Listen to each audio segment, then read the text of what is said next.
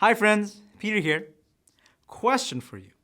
Think of a time where you had to do something just really hard and it just left you so exhausted. Close your eyes and think with me. What is that thing that just left you so exhausted? You got yours? Great. Raise your hand if you thought of school. That's what I thought of. Now, school's great, let's be honest, though it's kind of exhausting sometimes. Raise your hand if you thought of a sport that you play. Yeah. Running? Oh, that's tough. Just running all the time. Oof, that's tough. Now, what about being around people? Yeah. I see you introverts. Me too. People can be exhausting. Now, those are a few, but I'm sure there are a lot more that we were thinking of. But that leads me to a second question for y'all to ponder.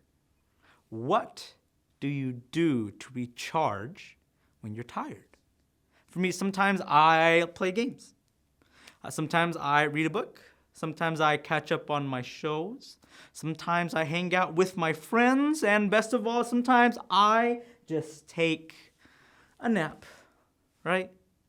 For me, these are things that recharge me and I view as restful.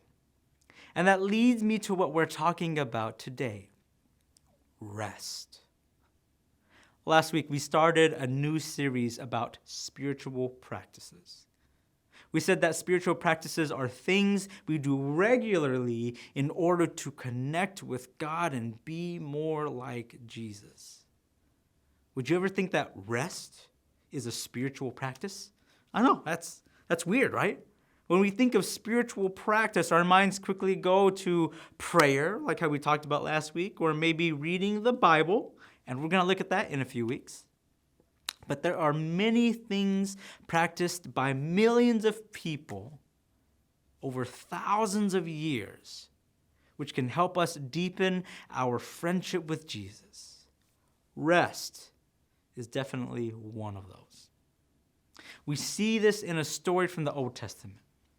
The story is about a prophet named Elijah who was being hunted by his king for speaking out against the king's uncommittedness to God.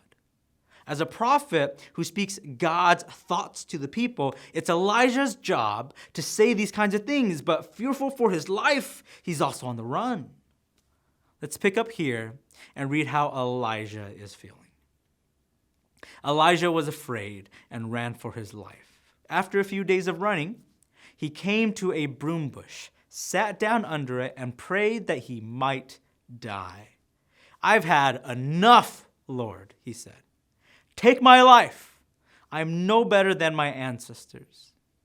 Then he lay down under the bush and fell asleep. All at once, an angel touched him and said, "Get up and eat."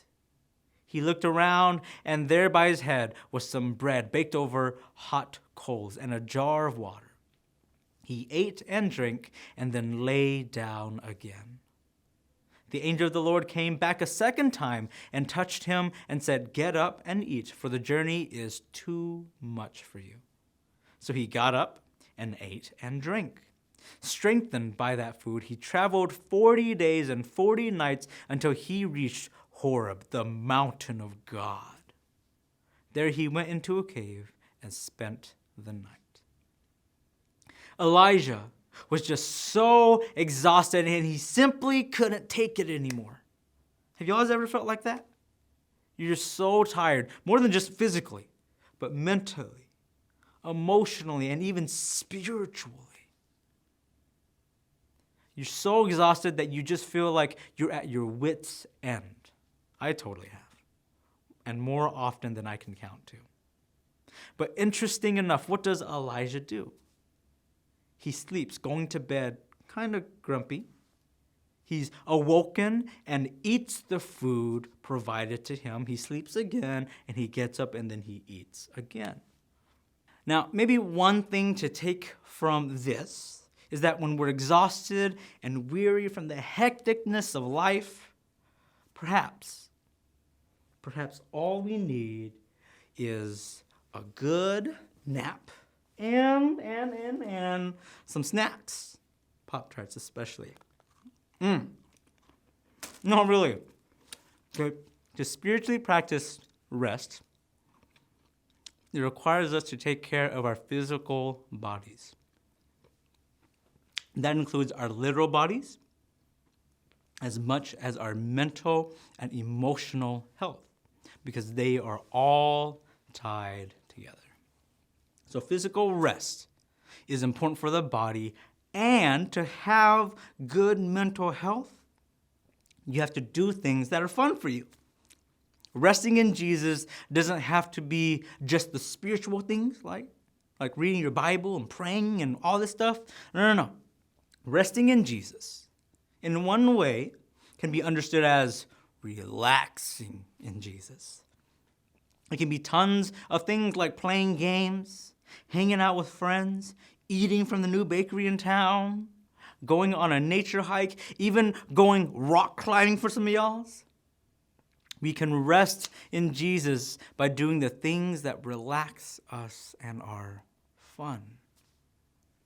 And the best part is that if we keep reading the story in 1 Kings 19, in Elijah's exhaustion and desperation for relief, God meets Elijah. Not in a powerful, like the heavens opened up kind of way, but God comes to Elijah. He comes to encourage him in a small, gentle whisper. When we rest, however you do it, by reading your Bible, by prayer, by yourself, by being in community, by play, by sports, by sleep. When we rest in Jesus, we encounter him in a refreshing, recharging way. I've had more of those gentle experiences with Jesus than I've had the heavens opened up kind. And it's refreshing to my soul each and every time. As you head to discussion, talk about some of the ways you practice resting or relaxing in Jesus, and how resting connects us deeper to him. And ponder what this verse means when Jesus says to us, "Come to me, all you who are weary and burdened, and I will give you rest." Have a good discussion now. Bye.